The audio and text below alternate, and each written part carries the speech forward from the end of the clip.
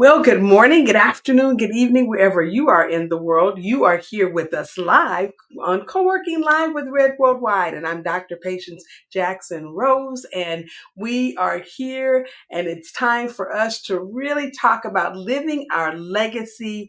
We are learning more about how we invent our products, how we bring them to market. And this is really the inventor's journey. And that's what we're going to be talking about today. And so I don't want us to get too far ahead of ourselves, but let's just say that there's probably an inventor in all of us, but then there's some of us who really want to think about taking our inventions to market. And so for those of us, we really need to understand the path, or I should say the two paths, and what it is that we can do to make the journey worth it every step of the way, and how we can ensure that we are spending our time and our money in the right places when we are learning about getting that idea to reality. I don't know if you know this, but the numbers are kind of brutal. I'm learning that, only about 75% of the people who actually get a patent get their product all the way to market. And so with that, we want to look at, well, what do we do when we want us to be in that other 25% aisle? And so we're going to talk about that today and talk about, some tools that you can use.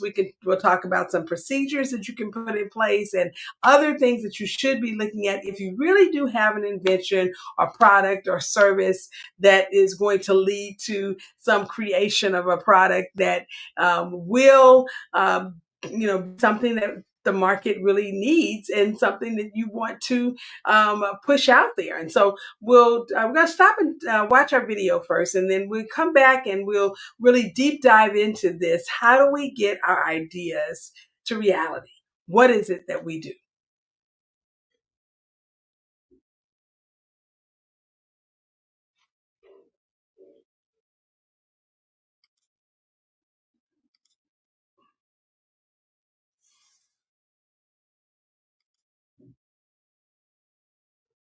Okay, I think maybe we might have a little bit of technical difficulty. Javon, can you assist? We're trying to get the video to play.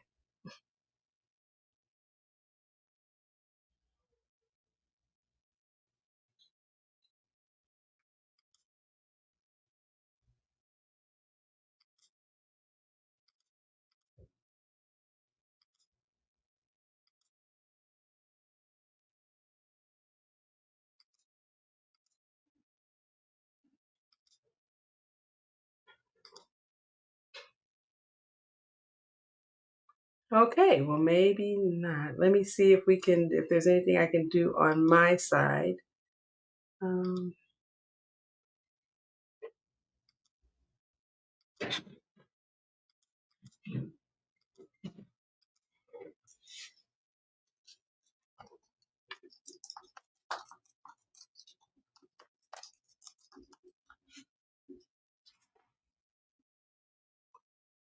okay, let's see what we've got going here.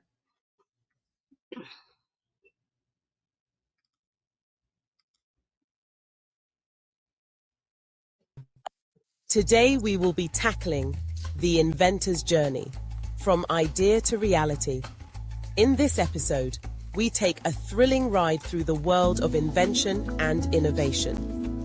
Whether you're an aspiring inventor with a fresh idea or an entrepreneur looking to turn your concepts into a profitable reality, this episode has got you covered.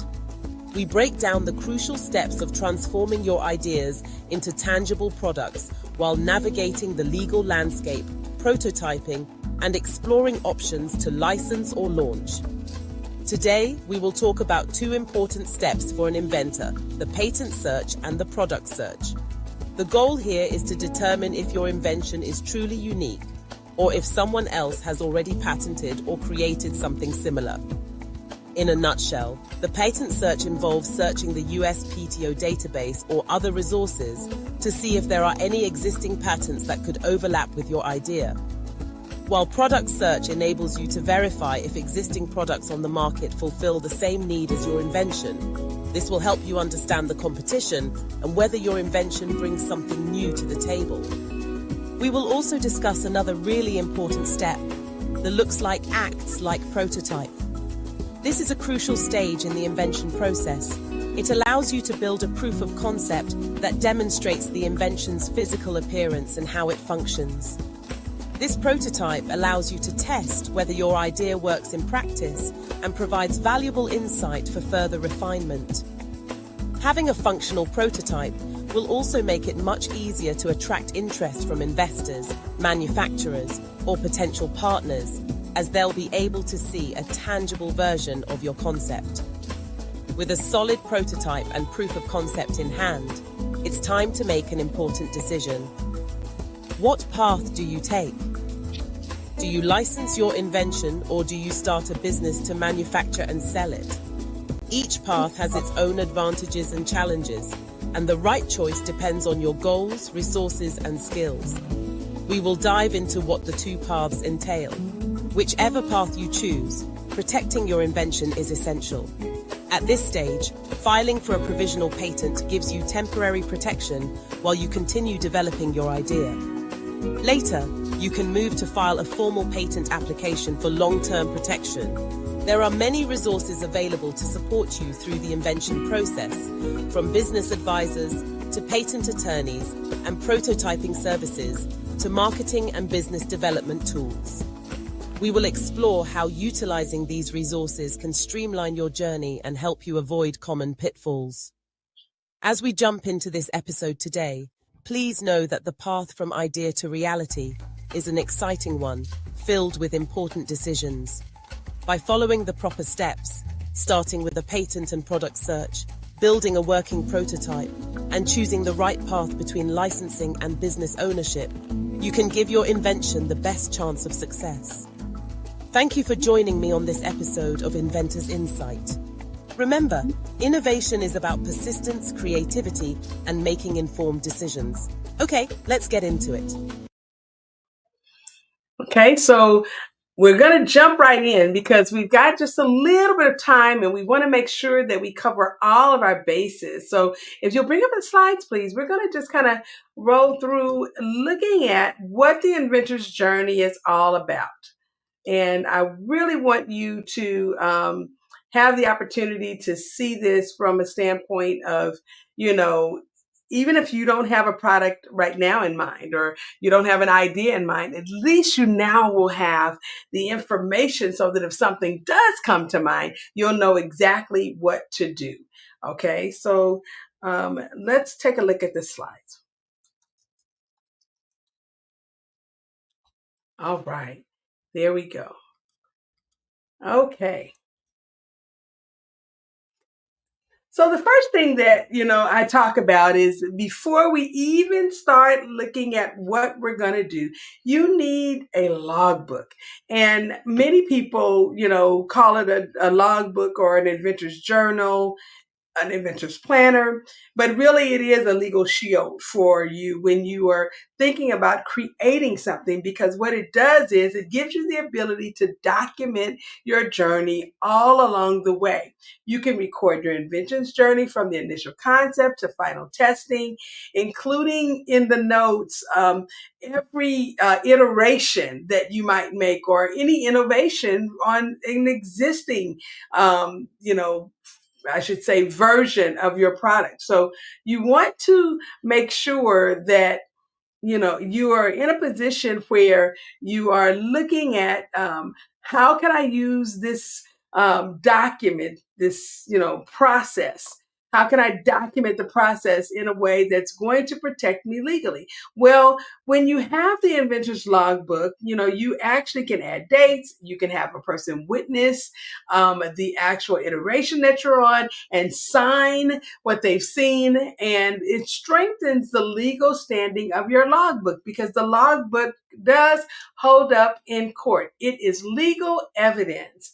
It's crucial legal evidence, for the USPTO and courts to prove that you were the one who originated the idea and the time frame that you were working on it. It starts like a timeline and it gives the ability for people to understand that you were the one that, came up with this particular idea at the time that you did. Now, it may be close to someone else's idea. It may be something similar, but, they'll be able to see your iterations and your subtle nuances and things that you had written down and that people signed off on, so that if you ever do have to defend yourself in court or defend your idea in court, you have something to back you up. Okay? So, what are the processes that you want to think about, when you are looking at bringing something to market? Well, the first thing you want to do is you want to search and see if anybody else has thought of this idea before, and there's a couple of ways that you can do that. Well, you can look at it from the patent standpoint, or you can look at it from the product standpoint. So sometimes people will have the inclination to come up, with their ideas and just move them right into the market. They don't go through a patent process. They just put it right out there and begin selling it right away. But then there are other people who choose to protect their idea with a patent, and sometimes they are protecting it, just in their state where, the trademarks and things are protected, but the actual patent doesn't ever, get applied for. But then there are other people who decide that they're going to protect it in their country. Okay. And so they go through a process that allows them to, register their idea, with the United States Patent and Trademark Office here in America, or with the, body that is wherever they're located. And in doing that, it makes it so that they can now protect the idea from other people infringing on the idea. All right. And so let's talk about, how we might go about a patent search. Well, you could utilize the United States Patent and Trademark Office's databases and online tools to look for existing patents that are similar to your idea. And this could prevent accidental infringement, because sometimes you don't know that someone else has already come up with this idea or how far down the road they've gotten, and you decide that, man, this is a great product that should exist, and you don't know that it does exist if you're not doing the searches. And so doing the general patent search that's available to anyone that wants to go to the United States Patent and Trademark Office is what I would suggest. But you can also go to patents.google.com and look things up there as well. And in a previous broadcast, I think we actually did take a look at what the USPTO's website looked like. And I'm going to see if I can pull up, let me just see if I can pull it up, because I wanted to make sure that you guys have an opportunity to see what this looks like. And, and then I also want to make sure that, you can see what Google's search looks like as well. So let's see if we can do that. Let's see. The Google search is patents. patents.google.com.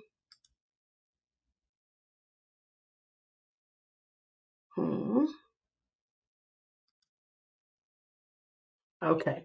All right. So now we'll see if we can get you guys where you can see what I'm seeing, and see if it will resonate with you, because I really want you to be able to understand, what options you have for finding.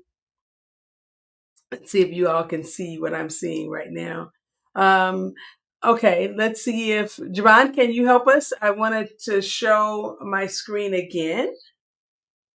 There we go. Wonderful. Thank you. Okay, so what you're looking at is the Patent and Trademark Office's website, and there are so many options for learning about, intellectual property and how things work. There's a section called Patent Basics, and when you click to go there, there's a whole level of education for you. There's one that talks about the essentials, basic questions about patents, foreign patents and treaties, inventor assistance, and functions of the agency, the USPTO offices. That's what it's talking about. But then there's another section that shows how to apply for patents. And then there's another section that talks about managing the patents that you already would have. Okay, and so there's lots of videos here. There's tons of opportunity for you to be able to go in and find, just about everything that you would want to know about a patent, how to file online, you know, um, how patents are classified, and just even once you've applied, and then if the office comes back with something, how do you respond to what it is that they have come back with? All of that is really going to be right there in the system for you to pay attention to. And I want to show you here that if you want to check and look to see if someone already has a particular patent out there, there is a way for you to do a search. Okay, and so here's the patent process step by step, and it walks you through how you would apply. Now, we have a very good company that we work with, and if you are wanting to learn about how you can not have to do all of this yourself, and it's pretty affordable for most people who are in this, who are looking to do this. You could also crowdfund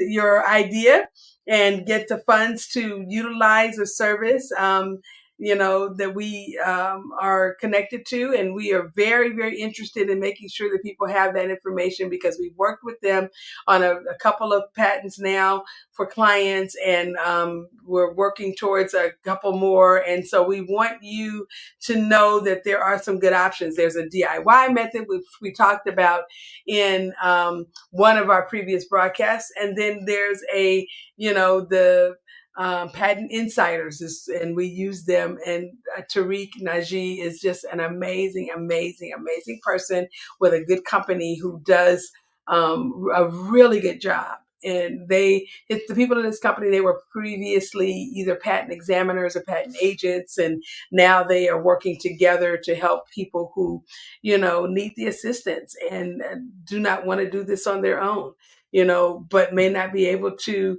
or may not want to go to an attorney, and so this is a really good option, because these agents and examiners, former examiners, are just very astute and do really well at what they do. Okay, but here's how you would do, just a general patent search. You would actually you could do a patent public search. Okay, you could also look in the global dossier, and look at the dossier to see what you could possibly find. And it's business services that are aimed at really modernizing the system and helping people to understand, how this, single portal user interface, through that interface, how you can actually get a lot of services that you might need, while you're in this process. And then, of course, there's a public search facility, and then there's some research centers, and so there's all kinds of information here to help if you're going to do this yourself, kind of how you would do it, and, the basic information to know whether or not somebody's already come up with an idea. Now, there's another option here as well for you. And I'm going to share again my screen in a few minutes, because I want you to see this other option for people who are a little more handy and they feel like they could make their way around. I often will use Google Patents, because you are able to find a lot of information out. So when I just put in flight mode system, Um, it brought up this flight mode system for personal electronic device. I'm going to make it a little bit larger so most of you guys can see.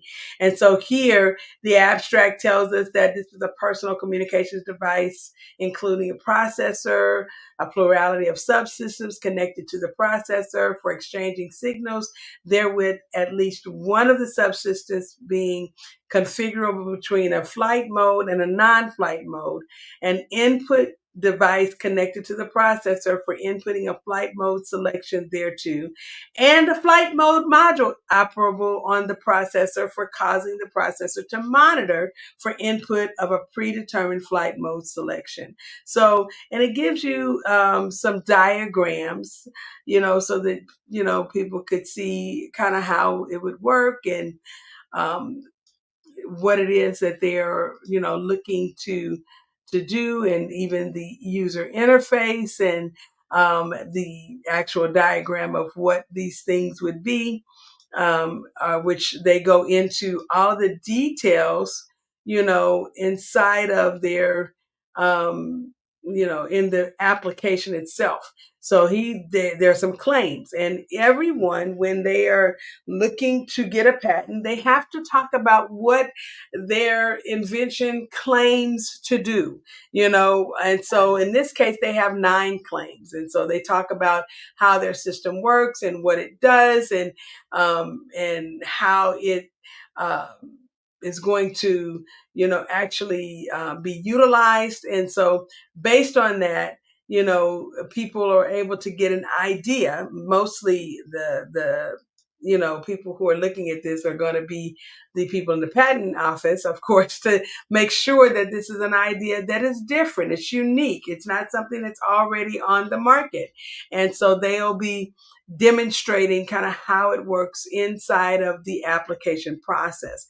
And so there's going to be a background of the invention, and there will be a summary in there, and then there's going to be some descriptions of the drawing so that people will understand what each one of those figure numbers are. And then there'll be a detailed description that will kind of explain, the concept behind this invention. So I like using, Google's patent search, because, not saying that the USPTO search is not comprehensive, but it can be a little difficult for people sometimes to really make their way through. But in here you could put things. Let's do something like let's see, note taking. Let's see what comes up. It'll bring up some of okay, a task flow identification based on user intent, or contextual note taking, a content management system, which is what I was really going for. Okay, and so now it shows me what else is out there in the realm of a system for note taking and collecting information, and it gives me images, and there's protocols involved, that explain, how it works. And, then of course, the one thing that you also have to understand is that when you're looking for the patent, you're also looking for other works that are very much similar to what it is that you are doing, because you can find a lot of times that there are things that are very close, but not quite exactly, what it is that you're doing. And so with that, you're able to see how yours might be different, and you could explain that in your patent application. And so those are things that you will learn, in some of the classes that we teach, with regards to doing a patent search and how it works. We have a couple courses that we work with, and in those courses, we actually do explain, what it is that we're doing. And we really do want people to understand it. So using the Google's search, which is patents.google.com, you're able to see that. And I guess that everybody wasn't really able to see my screen. So let me just show just a little bit. of that so that you can at least see what it looks like. Okay. Javon, can you help me? Um, there we go. Okay, awesome. All right. So, and I'll go back because some of you guys did not see what I showed, but basically I put in the description, note taking, and what it did is it gave me all of the options of people who have patents on something that has to do with note taking. Everything from interfaces to actual processes, right? A task flow identification or contextual note taking, which is the one that I pulled up a few minutes ago. So it gives you the ability, when you click on it, it'll take you to the section and you're able to see the names of the people who filed the patent application along with their claims. As I stated before, that, you make claims, and I know that for whatever reason, it's saying that the page is a little unresponsive, but it's okay. We'll take a look at, our slides, and we can kind of come back to this if we have an opportunity to. Okay, so let's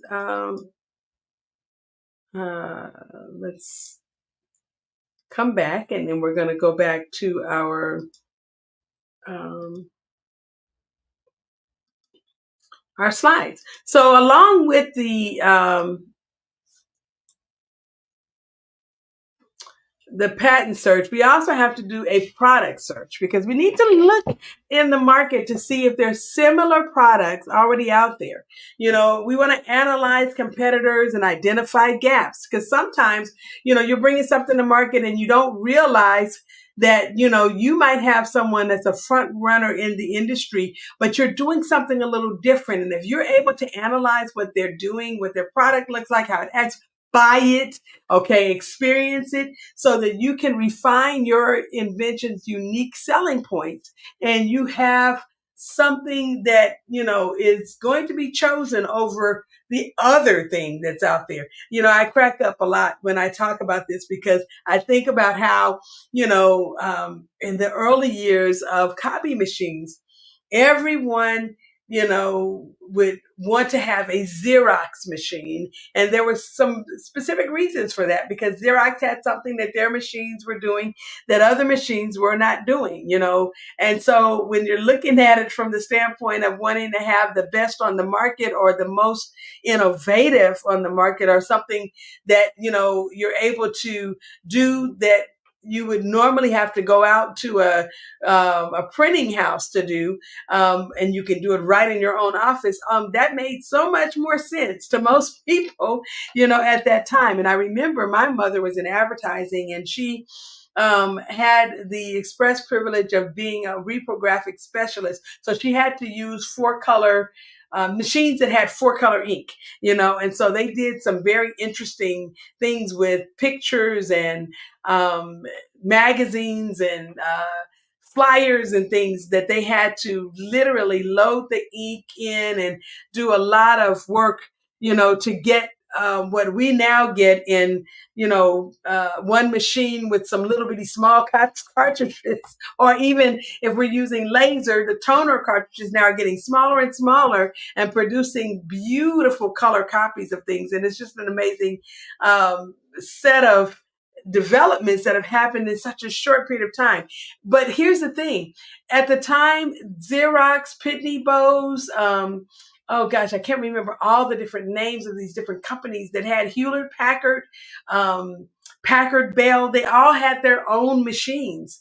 And Xerox, being the leader in the industry, was able to capture enough of the market share that now when people, at one point in time, just about 10 years ago, when people would talk about getting a copy machine, instead of saying getting a copy machine, they would sometimes say I need to get a Xerox machine. Not meaning that they were going to get the Xerox brand, but that the Xerox brand had so been on trend for so many years that a general copy machine had become the Xerox machine, right? It was known as the Xerox machine because of its the brand functionality, the brand, the way that people engaged with the brand, and all of the other things that were involved in it. And so I will say to you that when you're looking in the market, look for,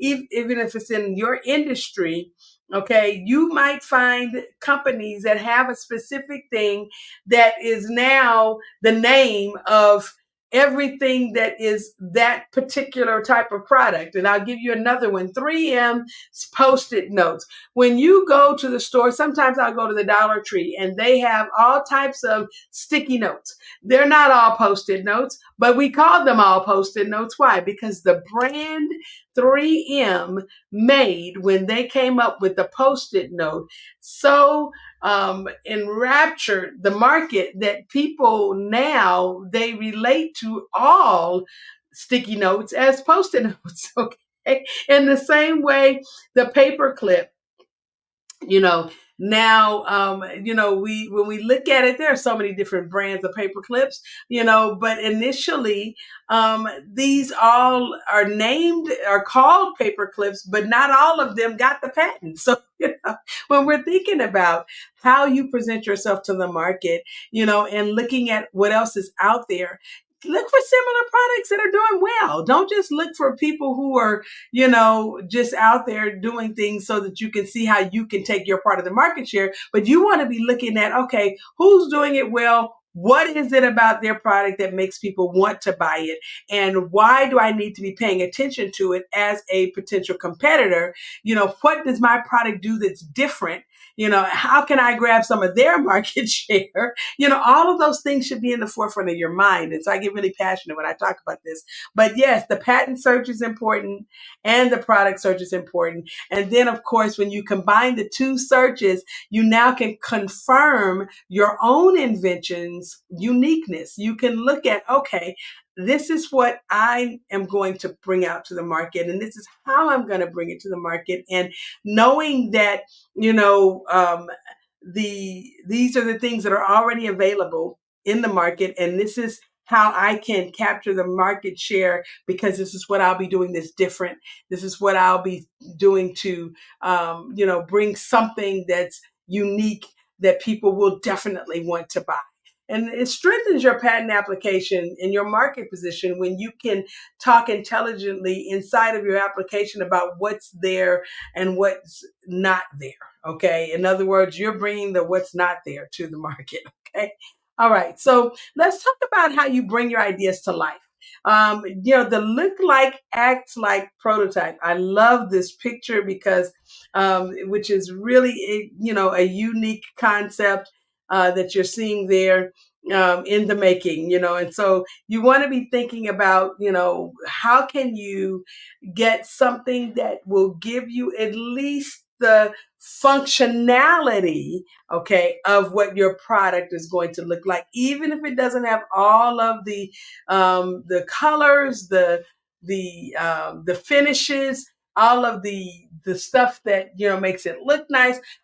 How can you get something that functionally will give you the ability to show that this thing will work, okay? And this is what it's going to look like. So, form meets function. And I love this. When you can create a prototype that showcases the appearance, to a degree, and the functionality, it helps you test the invention's real world feasibility. Now, like I said, it doesn't have to have all the bells and whistles. It's not all the colors, not all the finishes, but at least the ability for us to see, how it's going to look and how functional it is in whatever it is that you're doing. I wish that I could talk about some of the products that are coming to market right now with some of our clients, but I'm under NDA and I can't do that. But and the other thing is that there are a few that I can talk about that have already made it through their process. They've already gotten their patents, or and they've gotten trademarks on a lot of the language in their that they use with the product. And so I can talk about the process, and I won't necessarily talk about their product as much as I will the process.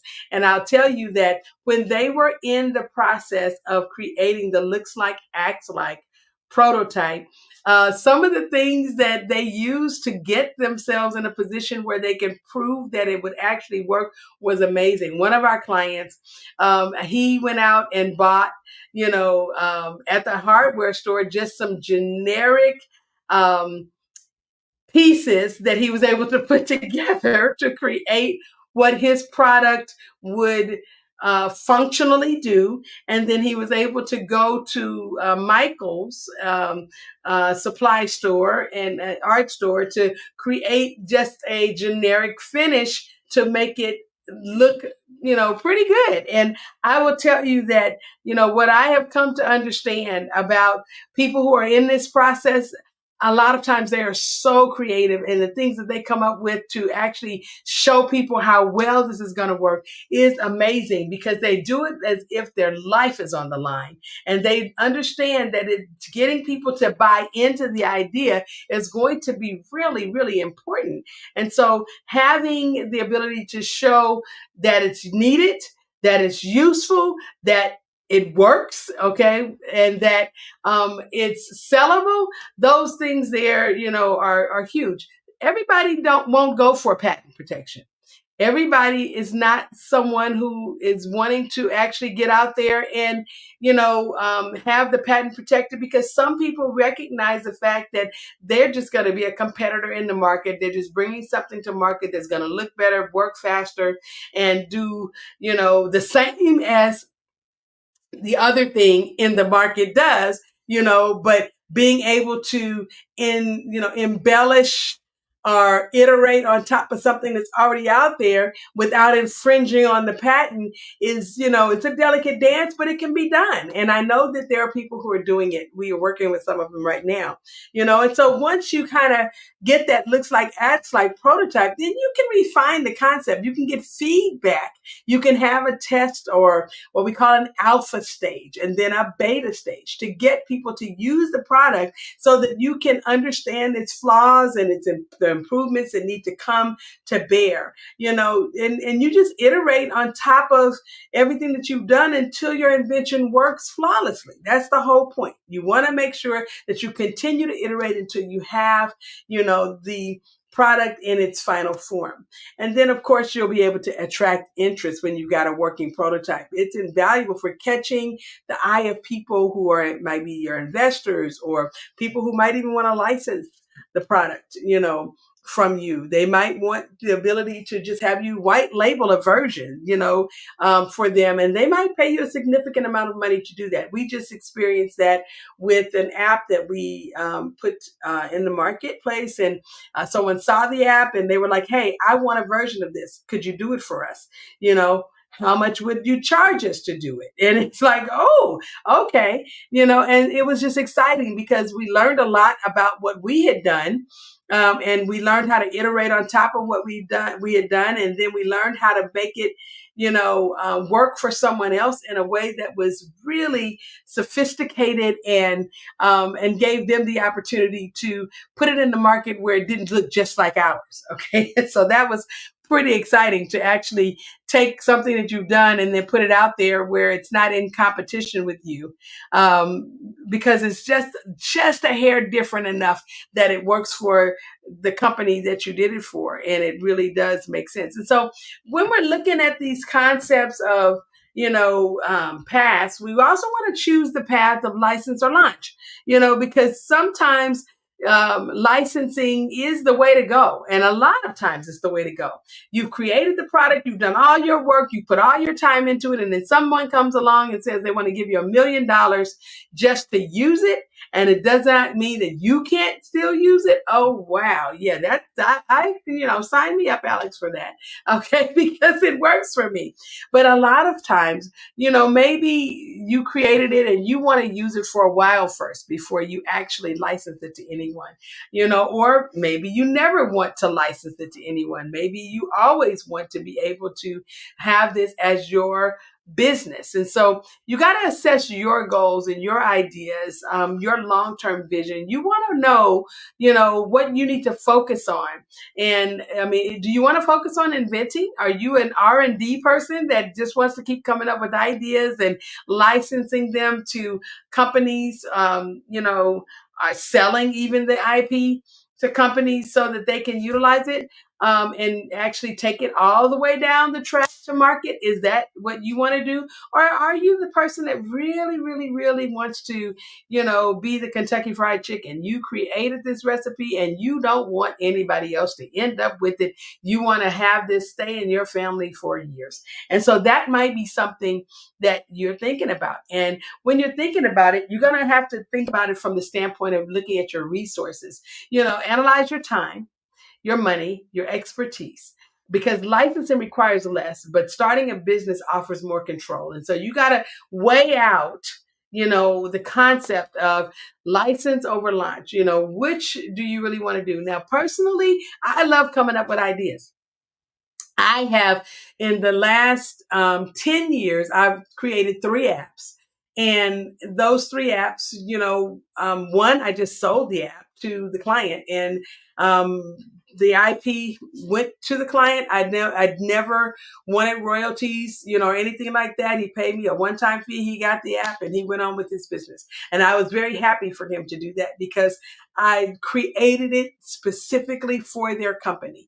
And that made me feel really good about that. One of the other apps that I created early on, which was kind of a predecessor of the app that I did for that particular company, never made it to market, but it gave me a lot of education. Okay.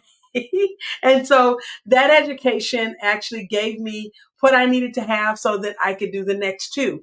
And the one that's coming next, that's going to be the one that I take to market. I'm not going to actually license anyone to use the IP, because, now I kind of have an idea of, I've kind of, the thought process is there. The bugs are kind of worked out, and getting it to market is going to be, something that'll be utilized through universities and other research institutions. And so for that reason, I know that I have a buyer already. And so based on that, I'm not interested in selling it, the idea. But what I'll tell you is that it took me, because I've been working on this probably now for almost 10 years. So I'm sharing that because I want you to be thinking about the fact that there are times when you have something and it may take a very long time for it to actually get to market. And I don't want people to be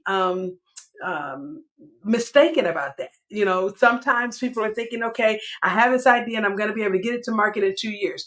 It's possible for you to get it to market in 2 years. And if you have the cash and the resources and a good team, tech team, our mantra, if you have the tech, you have the team, and you have the time, okay, and then you can take your treasure, your finances, and roll it on down the road. And I mean, generally, I have seen people who are in a position where they have the tech, the time, the team, and they have the treasure, and the team meaning the talent. Okay. And I've seen people get to some things to market in a year or less because of the amount of momentum they were able to put behind it. They did a lot, though, in these opening stages before they actually started working, on building out the prototype. They had a lot of groundwork that was done before that. And in having that, they were able to, the time to launch might not have been what they would have liked, but the actual, time to market once they launched, getting the alpha stage right through and getting the feedback back so that they could do the beta stage. Beta lasted, maybe 2 or 3 months, and now they're at full, capacity in the launch of, their product and market. And I'm telling you, I've seen people become unicorns in that way, and just in case you don't know what a unicorn is, they made over $1 billion. Okay. $1 billion or more in their small startup, okay, creating a product. And there are many, many companies that have done it. So this is not something that is foreign. This is something that can be done, but I'm just saying that you have to evaluate. You got to analyze. You need to know whether you have the time, the money, and the expertise to make that happen. And then, of course, you got to weigh your risk and rewards. Okay, licensing, it provides steady royalties. I know people who license products, and they are very happy with the royalties that they get every month. And based on how they structure things, those royalties could keep them floating for a long time for their next product and their next product and their next product. So, when you're thinking about, whether you are a person who's more involved in the thought process of being in the research and development, or are you the person who's really the business owner that comes up with the product that wants to get it to market? There's higher risks there, but potentially a lot more profit involved in that particular side of the inventor's landscape. And then, of course, when you make your choice, based on your assessment, you can always switch path later. I know of people who went into it and licensed their product for a period of time. They gave people a limited time frame to use the product without competition, okay, in the market, and then they came right along within the time frame in which, after that limited time was up, people did it with the Small Business Innovation Research grants. They get the grant from the government, and years ago, the way it used to work is that the government would ask for a period of time to utilize the product before the person actually, would come alongside with the product and put it into the market. There were certain products that came to market that way, though, because of the amount of money that you get for doing small business innovation research grants, that allowed them to get to market a lot faster than they ever would have. It allowed them to get, a lot of the kinks out and find out the feedback that they needed to have to really have a product that was, doing well in the market. And so make your choice. But when you make the choice, you want to make the decision based on information, okay?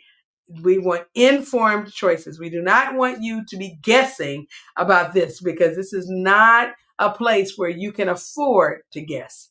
I'm just saying, okay? So how do you secure your innovation? Well, if you decide to go the road of getting a patent, you're going to file for a quick temporary protection. Most of the time, that's how people go, and that's what we call the provisional patent.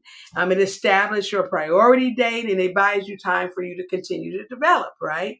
And then, of course, there, would be the patent search, but this is the professional patent search, not the little one that you would do yourself. But this is where you can have a thorough search done to ensure that there's nothing out there and that it is truly a novel concept and it's non-obvious. Okay. And so this is very important, because your application will get turned down if those two things are not the case. And then, of course, having the formal patent application, or what we might call the utility patent. You work with a patent attorney or patent companies like the one that I mentioned, Patent Insiders. Shout out again to Tariq Naji and his team. Or if you decide to do a DIY method, you can work with Patent Hacks. That's another one of my friends who actually has a wonderful company. He's got a great process, and we work with them as well for people who choose to go the DIY method. And so when you're working with these types of companies, an attorney or either a patent company that helps you, that provides that service, you want to understand that they are most of the time very skilled at what they do. And so it's going to secure for you a long-term protection. When it's done the right way, it will most of the time give you an opportunity to get to market and leave some space between you and your newest or next competitor. Let's just put it that way.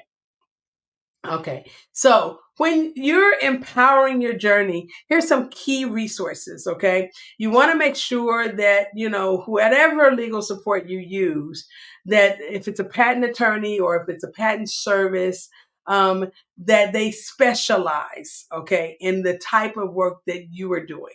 They're going to guide you through the complex legal landscape, and you want that to be the case. You don't want to be out there floating around on your own. You want the help, okay? Then you also want the prototyping services. Find out rapid prototyping services that can, help to bring your ideas to life quickly and affordably. There are lots of programs out there through some of the universities and their research departments. We work with one called TMAC, Texas Manufacturing and Assistance Center.